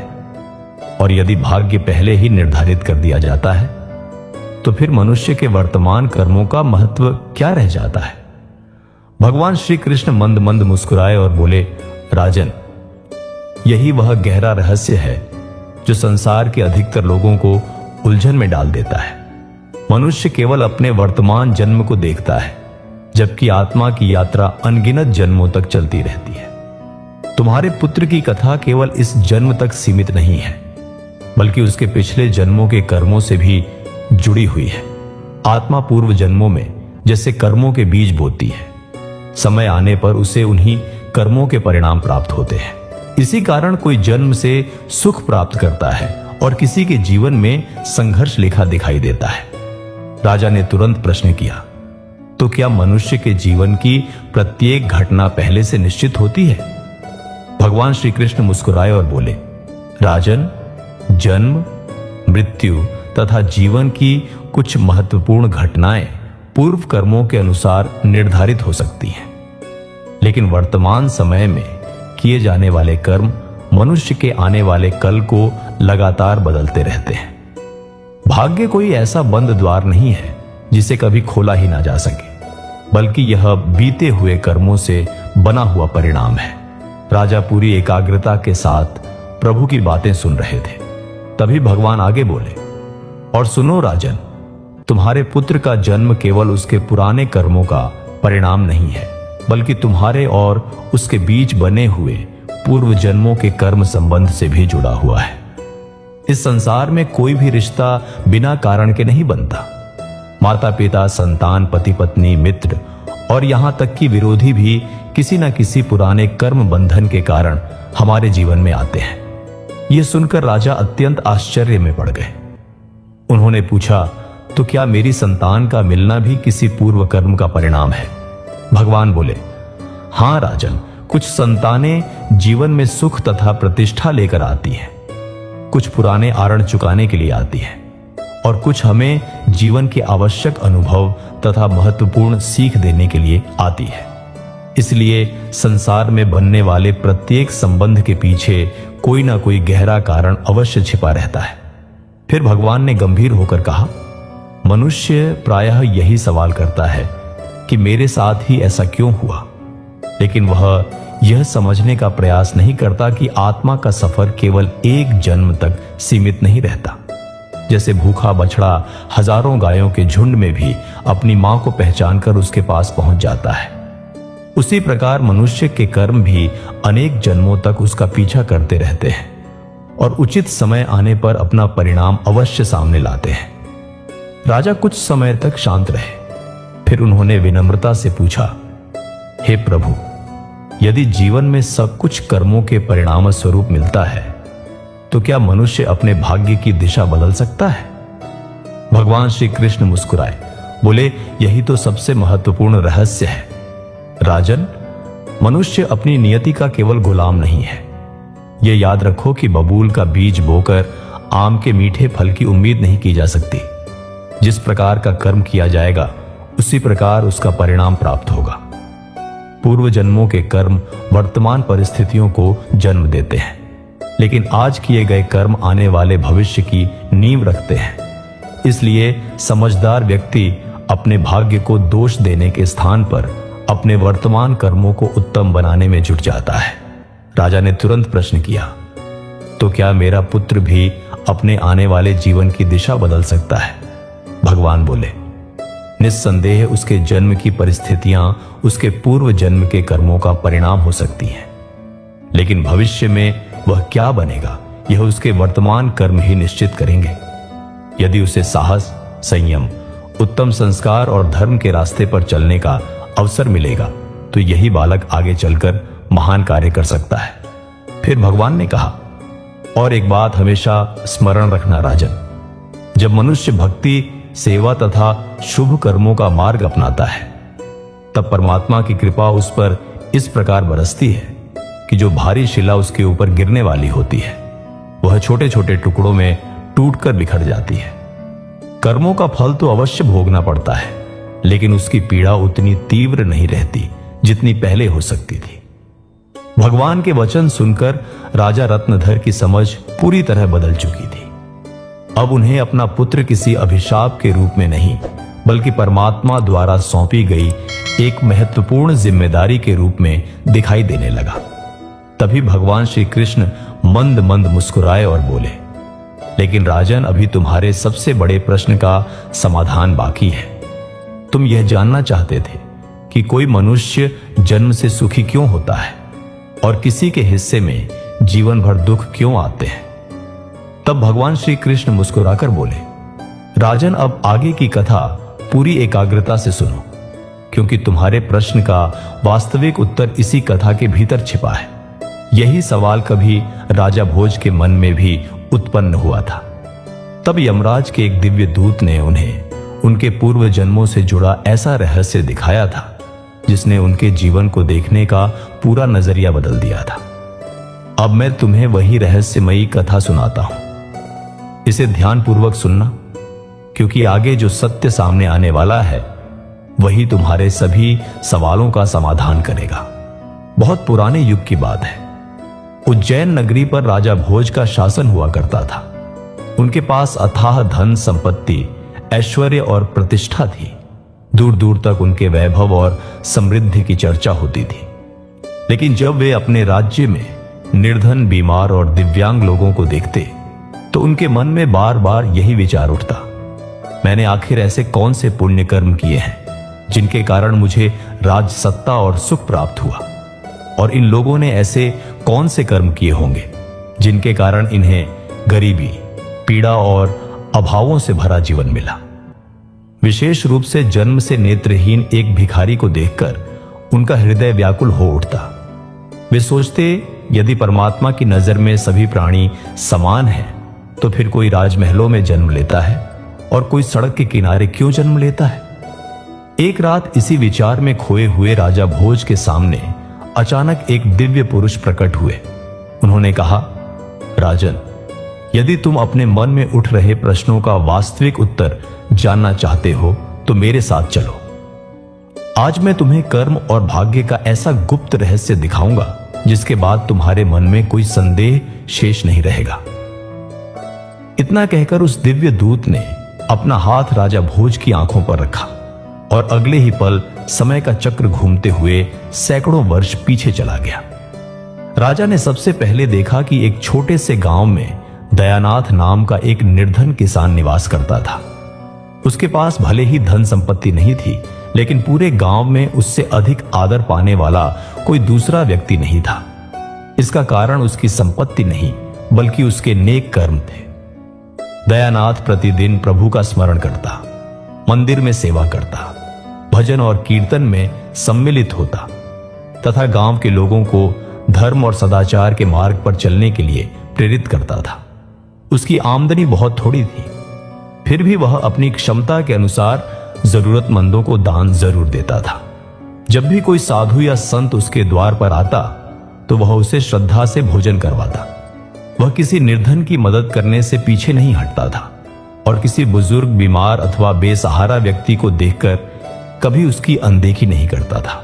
गांव के लोग उससे पूछते, दयानाथ, तुम खुद कठिन परिस्थितियों में जीवन बिताते हो, फिर भी दूसरों के लिए इतना सब कुछ क्यों करते हो? वह मुस्कुराकर उत्तर देता, इंसान की असली पहचान उसके पास मौजूद संपत्ति से नहीं बल्कि उसके किए हुए कर्मों से होती है। धन की वास्तविक सार्थकता तभी है जब वह किसी जरूरतमंद के काम आ सके। समय अपनी गति से आगे बढ़ता रहा।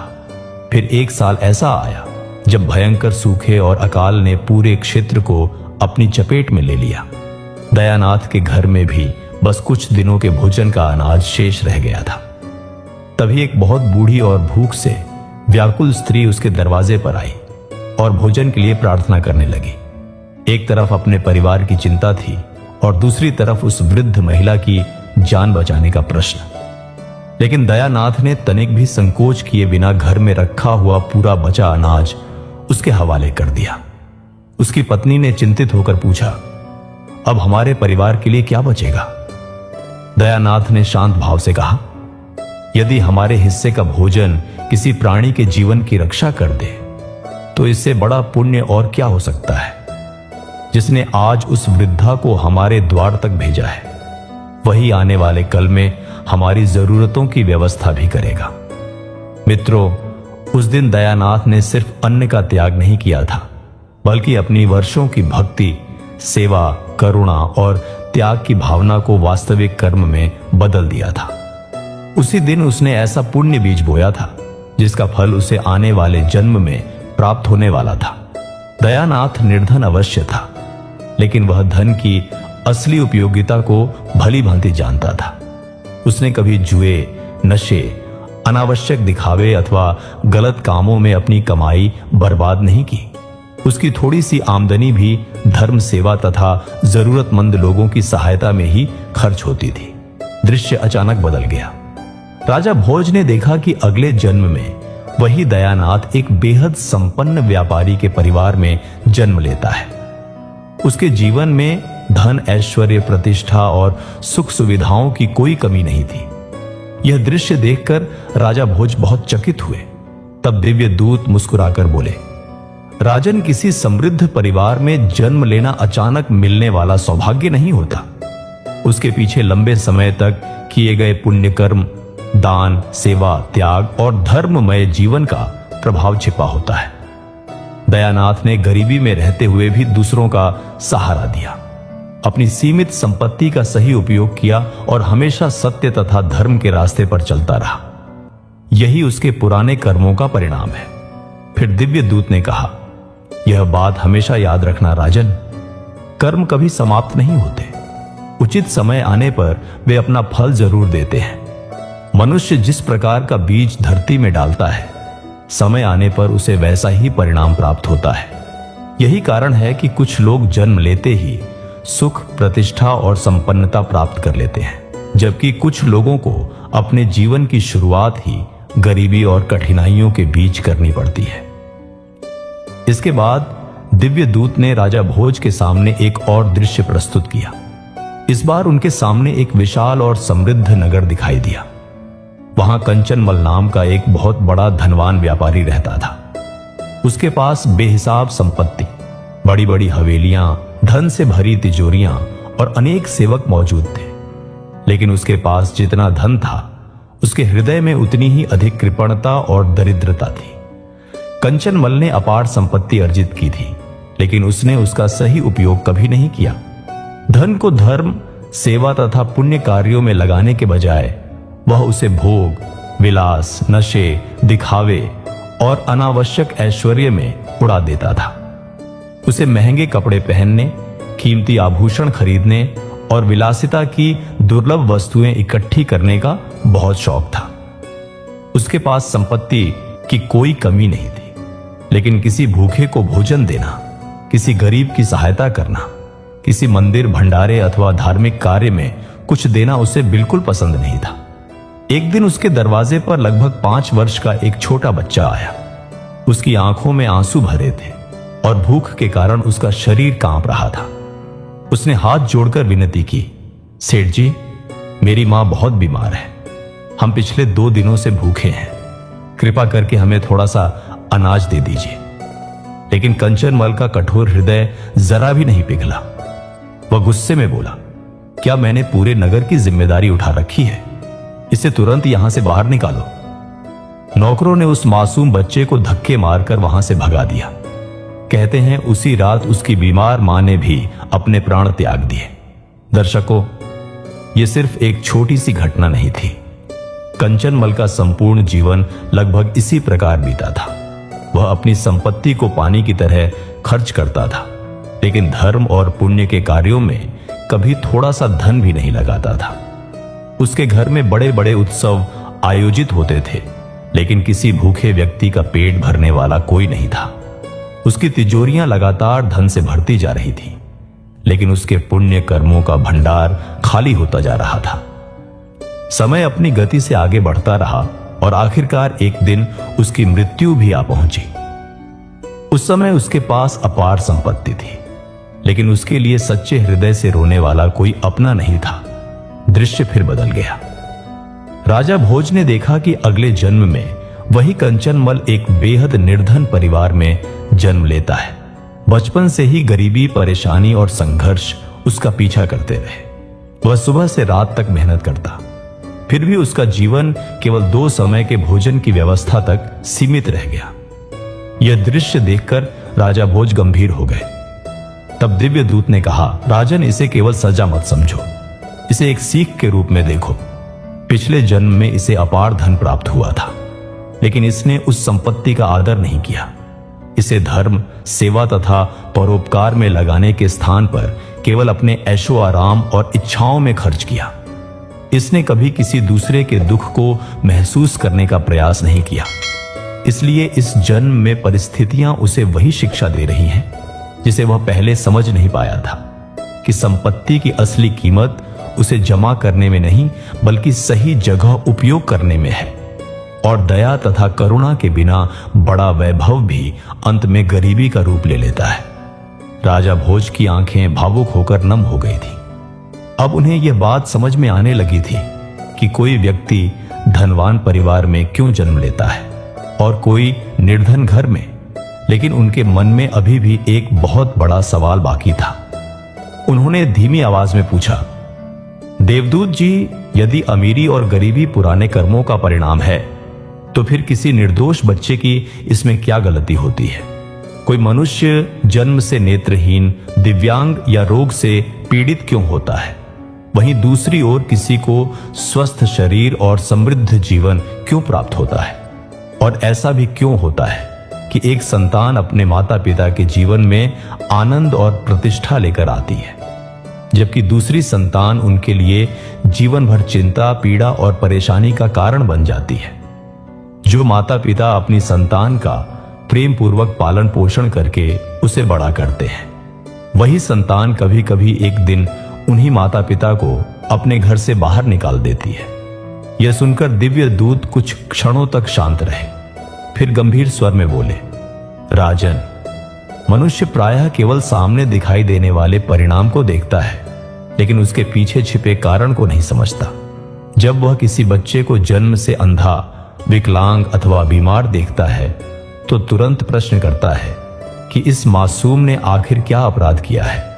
लेकिन आत्मा की यात्रा सिर्फ एक जन्म तक सीमित नहीं होती। वह अपने साथ अनेक जन्मों के कर्म, संस्कार तथा अधूरे अनुभव लेकर आगे बढ़ती है। दिव्य दूत ने आगे कहा, कुछ आत्माएं ऐसी भी होती हैं जिन्होंने पिछले जन्मों में मनुष्य जीवन की वास्तविक महत्ता को समझा ही नहीं। यह मानव शरीर परमात्मा की अत्यंत दुर्लभ और अनमोल देन है, लेकिन कुछ लोग इस अमूल्य शरीर को नशे, बुरी आदतों, हिंसा, आलस्य और अन्य गलत कार्यों में नष्ट कर देते हैं। कुछ लोग तो अपने शरीर और जीवन का सम्मान किए बिना स्वयं अपना जीवन समाप्त करने का प्रयास भी कर बैठते हैं। तब आने वाले जन्म में जीवन उन्हें ऐसे अनुभवों से गुजरने का अवसर देता है जिनसे वे यह समझ सकें कि स्वस्थ शरीर कितना बड़ा सौभाग्य है और उसके वास्तविक मूल्य को क्यों समझना चाहिए। फिर दिव्य दूत बोले, और जहां तक संतान की बात है, उसे केवल बेटा या बेटी मानने की भूल मत करना। कई बार कोई संतान हमारे जीवन में प्रेम, प्रसन्नता और सहारा बनकर आती है, तो कई बार वही संतान हमें जीवन का कोई महत्वपूर्ण पाठ सिखाने के लिए आती है। यही कारण है कि एक संतान माता पिता के लिए गर्व और सम्मान का कारण बनती है, जबकि दूसरी उनके जीवन में चिंता तथा दुख लेकर आती है। शास्त्रों में बताया गया है कि कर्मों का हिसाब केवल वर्तमान जन्म तक सीमित नहीं रहता। कई बार जो मनुष्य अपने माता पिता की अनदेखी करता है, उनका अपमान करता है अथवा उन्हें पीड़ा देता है, उसके वही कर्म किसी ना किसी रूप में लौटकर उसके जीवन में आते हैं। तब संभव है कि उसे भी अपनी संतान के प्रेम, आदर और सेवा से वंचित होना पड़े। यही वजह है कि कुछ माता पिता को बच्चों से अपार स्नेह और सम्मान प्राप्त होता है, जबकि कुछ माता पिता को जीवन के अंतिम पड़ाव में अकेलापन तथा उपेक्षा सहनी पड़ती है।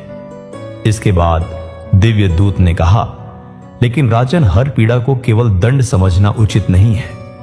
कई बार कष्ट आत्मा को आगे बढ़ाने और उसके भीतर समझ विकसित करने का माध्यम भी बनता है। जैसे एक सामान्य विद्यार्थी के लिए साधारण परीक्षा रखी जाती है, लेकिन जो विद्यार्थी अधिक योग्य और सामर्थ्यवान होता है उसके सामने कठिन परीक्षा रखी जाती है। इसी तरह कुछ आत्माएं ऐसे जीवन का चयन करती हैं जहां कठिनाइयां अधिक होती हैं, ताकि वे धैर्य, हिम्मत और आत्मविश्वास की ऊंची अवस्था तक पहुंच सके।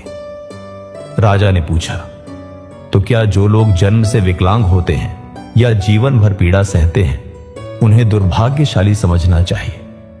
दिव्य दूत मुस्कुराकर बोले, नहीं राजन, वे किसी भी प्रकार से अभागे नहीं हैं। कई बार ऐसे लोग हम सभी से कहीं अधिक मजबूत और साहसी होते हैं। जिस दर्द और कठिनाई को वे सहन करते हैं उसकी कल्पना करना भी एक सामान्य व्यक्ति के लिए आसान नहीं है। और जो माता पिता, भाई बहन अथवा परिवारजन उनकी सेवा और देखभाल करते हैं, वे भी बिना दिखाई देने वाले रूप में महान पुण्य अर्जित करते हैं।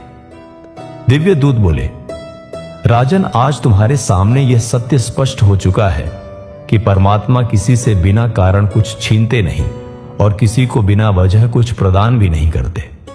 मनुष्य जिस प्रकार के कर्म करता है उसी का परिणाम किसी न किसी जन्म में उसे अवश्य प्राप्त होता है। ईश्वर केवल कर्मों के न्यायाधीश हैं। दर्शकों, जब मनुष्य इस संसार को छोड़कर जाता है तब उसके साथ न धन जाता है, न संपत्ति, न ऐश्वर्य और न ही पद या प्रतिष्ठा। आत्मा के साथ केवल उसके कर्म चलते हैं और उन्हीं कर्मों के आधार पर आगे उसके भाग्य की रचना होती है। इसीलिए यह बात हमेशा याद रखिए कि भले ही जीवन की कुछ घटनाएं पहले से निर्धारित हों, फिर भी कर्म वह सबसे बड़ी शक्ति है जिसके माध्यम से मनुष्य अपने आने वाले समय की दिशा को बदल सकता है। प्रभु की भक्ति, अच्छे कर्म, सेवा तथा धर्मपूर्ण आचरण को अपनाकर इंसान अपने जीवन में आने वाली अनेक परेशानियों और कष्टों को काफी हद तक कम कर सकता है। इसलिए अपने भाग्य से भयभीत मत होइए। अपने कर्मों को उत्तम बनाने का प्रयास कीजिए, क्योंकि आज किए गए कर्म ही आने वाले कल के भाग्य की नींव रखते हैं। श्री कृष्ण कहते हैं कि ऐ जिंदगी, थोड़ा रहम कर और मुझे संभल जाने का अवसर दे। तेरे अगले घाव भी सह लूंगा, पहले वाले को तो भर जाने दे। जब कोई व्यक्ति तुम्हें लगातार अनदेखा करने लगे तो समझ लेना कि अब समय आ गया है उसकी जिंदगी से शांति के साथ दूर हो जाने का। जब किसी इंसान की जरूरत बदल जाती है तो उसके बात करने का तरीका भी बदल जाता है। सम्मान वही लोग करते हैं जिनके भीतर स्वयं सम्मान होता है। जिनके पास खुद सम्मान नहीं होता वे दूसरों का सम्मान भी नहीं कर सकते। जब तुम्हारे होने और न होने से किसी को कोई अंतर न पड़े तब वहां से दूर हो जाना ही बेहतर होता है। जानते हो धोखा कौन देता है? वही जिसे हम अपनी जिंदगी में सबसे अधिक महत्व देते हैं। कितना दुख होता है उस समय जब कोई सामने झूठ बोल रहा हो और तुम्हें पहले से सच पता हो। केवल कॉल का मुफ्त होना पर्याप्त नहीं होता, दिलों में भी जगह होनी चाहिए, तभी बातचीत का अर्थ बनता है। श्री कृष्ण कहते हैं कि जो लोग सामने से कड़वी बात कहते हैं वे प्रायः धोखा नहीं देते। सावधान तो उनसे रहना चाहिए जो मीठा बोलते हैं लेकिन मन में नफरत छिपा कर रखते हैं और समय के साथ बदल जाते हैं। संबंध उन्हीं लोगों से बनाओ जो उन्हें निभाने की क्षमता रखते हो। मुझे हर किसी को खुश रखने का बहुत शौक था, लेकिन समझ तब आई जब जरूरत के समय स्वयं को बिल्कुल अकेला पाया। हर किसी की बातों से परेशान मत हुआ करो। कुछ लोग तो केवल व्यर्थ की बातें करने के लिए ही जाने जाते हैं। एक बार सोच कर देखो कि स्वयं को बदलना कितना कठिन होता है, फिर दूसरों को बदलना कैसे आसान हो सकता है। लोग कहते हैं कि जिसे सबसे ज्यादा प्रेम करते हैं वही प्रेम की कद्र नहीं करता। लेकिन सच्चाई यह है कि जो प्रेम की कद्र करता है उसे अक्सर सच्चा प्रेम ही नहीं मिलता। रिश्ते निभाना हर किसी के बस की बात नहीं होती मित्रों। कई बार किसी दूसरे की खुशी के लिए अपने ही दिल को दुखाना पड़ता है। श्री कृष्ण कहते हैं कि यदि रिश्ता बनाए रखना हो तो केवल झूठी प्रशंसा के पुल मत बांधो, और यदि रिश्ता समाप्त करना हो तो एक सच्ची बात ही काफी होती है। जब मन गैरों की ओर आकर्षित हो जाता है तो अपनों में भी कमियां दिखाई देने लगती हैं। संबंध बड़े नहीं होते, उन्हें निभाने वाले लोग बड़े होते हैं। नफरत से भरी इस दुनिया में चालाक लोगों के ठिकाने बहुत हैं। यहां ऐसे लोग रहते हैं जो तुम्हारे सामने तुम्हारी और मेरे सामने मेरी बातें करते हैं। हमेशा याद रखना कि टूटा हुआ विश्वास और बीता हुआ समय कभी लौटकर वापस नहीं आते। श्री कृष्ण कहते हैं कि हर बार जीतने के लिए बोलना आवश्यक नहीं होता। कई बार मौन ही सबसे बड़ी विजय सिद्ध होता है।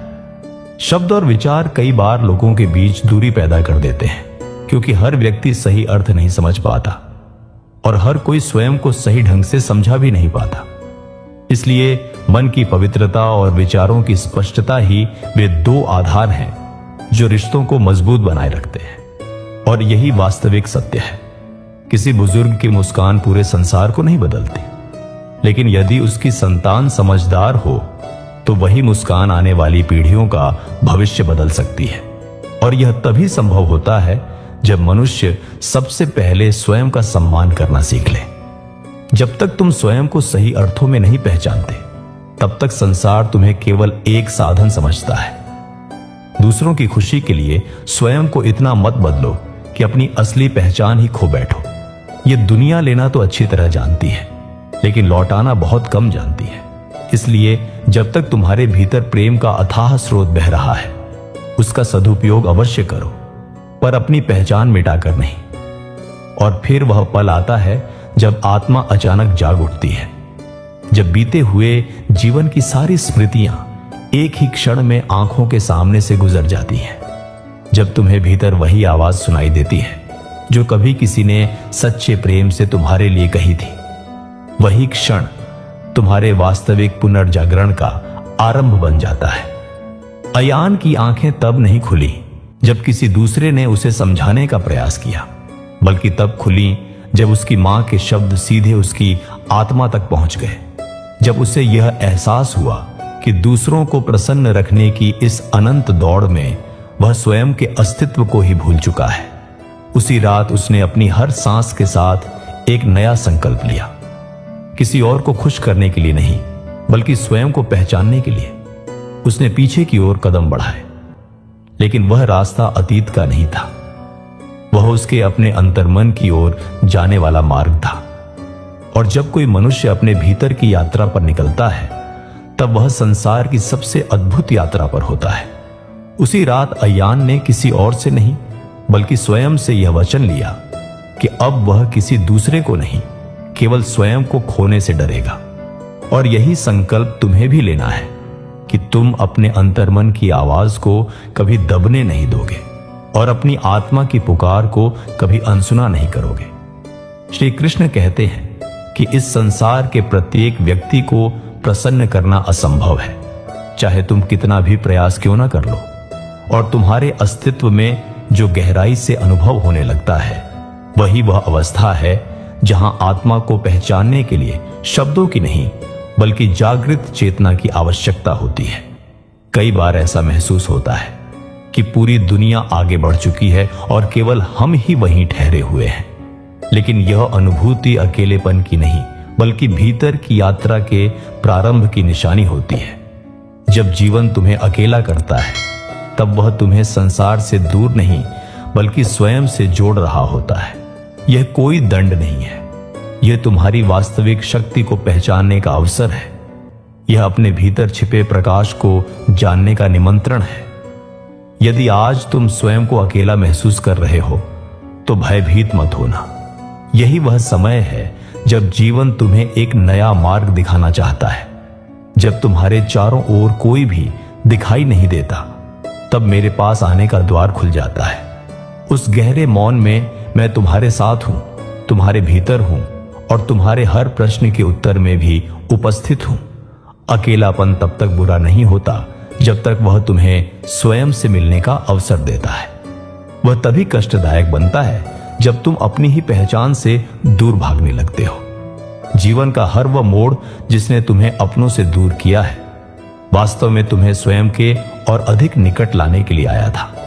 कभी मित्र साथ नहीं होते, कभी कोई सहारा नहीं मिलता, और तब जीवन एक दर्पण का रूप ले लेता है।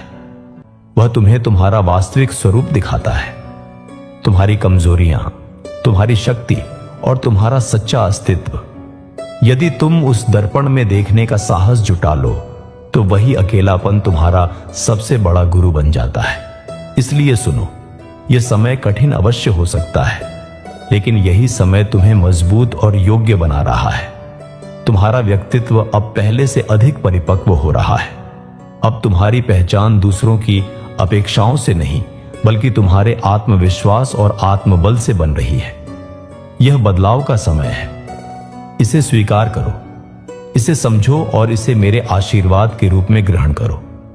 क्योंकि जब तुम अकेले रहकर भी मन की शांति बनाए रखना सीख जाते हो, तब तुम उस अवस्था तक पहुंच जाते हो जहां मैं स्वयं तुम्हारे साथ चलने लगता हूं। यह मत पूछते फिरो कि तुम्हें धोखा किसने दिया, अन्यथा अपनों के असली चेहरे तुम्हारे सामने आ जाएंगे। आज के समय में बिना किसी स्वार्थ के बहुत कम लोग साथ निभाते हैं। लोग तो बिना मतलब बातचीत करना भी उचित नहीं समझते। इसलिए दूसरों से अपेक्षाएं कम रखो। क्षमा करने की शक्ति ही मनुष्य को वास्तव में महान बनाती है। लेकिन हर रिश्ता केवल किसी गलती से नहीं टूटता। अनेक संबंध ऐसे भी होते हैं जो स्वार्थ समाप्त होते ही अपने आप बिखर जाते हैं। समय पर कभी भरोसा मत करना, क्योंकि उसकी चाल कब बदल जाए ये कोई नहीं जानता। समय कब किसे सिंहासन पर बैठा दे और कब किसे दर दर का फकीर बना दे, इसका अनुमान कोई नहीं लगा सकता। इसलिए कठिन समय में कभी घबराना मत और अच्छे समय में कभी अहंकार मत करना। आज के दौर में सच्ची वफादारी बहुत दुर्लभ हो गई है। हमने अपने भी परखे और परायों को भी आजमा कर देख लिया है। निष्ठा शब्दों से नहीं, बल्कि समय और परिस्थितियों में निभाए गए साथ से सिद्ध होती है। जब तक तुम अन्याय सहते रहोगे, तब तक लोग तुम्हें सुनाते रहेंगे। जितना अधिक तुम मौन रहोगे, उतना ही लोग तुम्हें अपनी इच्छा के अनुसार चलाने का प्रयास करेंगे। मनुष्य का मूल्य उसके कर्मों से तय होता है। उसे कभी धन दौलत से मत तौलो। यदि कोई इंसान स्वयं को बेच दे, तो वह इंसान नहीं बल्कि केवल एक सौदा बनकर रह जाता है। इसलिए स्वयं को इतना मजबूत बनाओ कि कोई तुम्हें झुका ना सके। अपने कर्मों को इतना श्रेष्ठ बनाओ कि लोग तुम्हारा उदाहरण दें, और अपना जीवन इस प्रकार जियो कि तुम्हारी उपस्थिति ही दूसरों के लिए प्रेरणा बन जाए। यदि तुम्हें लगता है कि केवल दूसरों की अपेक्षाएं पूरी करके जीवन सुंदर हो जाएगा, तो यह सबसे बड़ा भ्रम है। जीवन तभी सार्थक बनता है जब तुम भीतर से सच्चे और निर्मल बनो, बिना किसी स्वार्थ के, बिना किसी दिखावे के। यदि किसी के लिए कुछ करना ही है, तो उसके लिए सच्चे मन से शुभकामनाएं और दुआ करो। दुआ वह शक्ति है जो केवल शब्दों से नहीं, बल्कि आत्मा की गहराइयों से निकलती है, और जहां भी पहुंचती है, वहां से लौटकर तुम्हारे जीवन को भी प्रकाश से भर देती है। जो व्यक्ति दूसरों के मंगल की कामना करता है, उसका जीवन कभी खाली नहीं रहता, क्योंकि जो प्रेम, करुणा और शुभ भाव बांटता है, वही उन्हें कई गुना अधिक प्राप्त भी करता है। इसलिए टूटना मत, झुकना मत।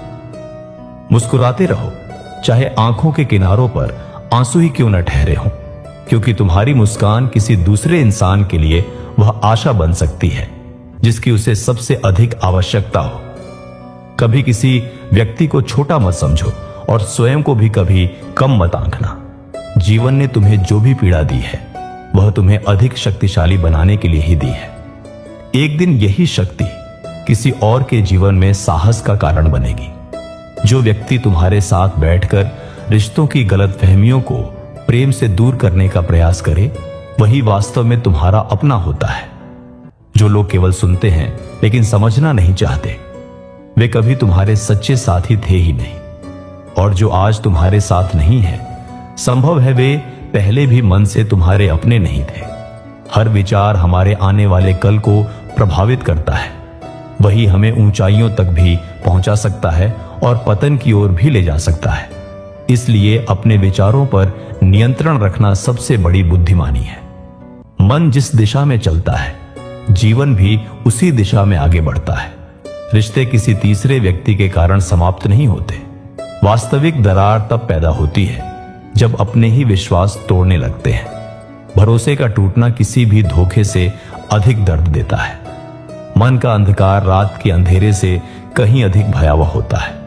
बाहर का अंधेरा दीपक से मिट जाता है, लेकिन भीतर का अंधेरा केवल ज्ञान और सही समझ से दूर होता है। इसलिए अपनी सोच को हमेशा निर्मल बनाए रखो, क्योंकि जितना पवित्र मन होगा उतना ही उज्जवल तुम्हारा जीवन बनेगा। कुछ लोगों को बार बार क्षमा करना उचित नहीं होता, चाहे उसके कारण कोई रिश्ता ही क्यों ना टूट जाए या कोई साथ छोड़कर चला जाए। कुछ विश्वास ऐसे होते हैं जिनका टूट जाना ही बेहतर होता है, क्योंकि वे तुम्हारे आत्मसम्मान को निरंतर चोट पहुंचाते रहते हैं। जब कोई व्यक्ति बार बार तुम्हारे भरोसे को तोड़े, तब उसे क्षमा करते रहने के बजाय उससे दूरी बना लेना अधिक उचित होता है। आज के समय में बहुत से लोग केवल अपना लाभ देखना जानते हैं। तुम जितनी ईमानदारी से अपने रिश्तों को निभाओगे, उतनी ही दुनिया तुम्हें भोला समझेगी। यदि तुम अच्छे लोगों का अपमान करोगे तो वे टूटेंगे नहीं, वे केवल चुपचाप तुम्हारी जिंदगी से हमेशा के लिए दूर हो जाएंगे। और जब वे चले जाएंगे, तब यह एहसास होगा कि सबसे अनमोल रिश्ते शब्दों से नहीं बल्कि व्यवहार से टूटते हैं।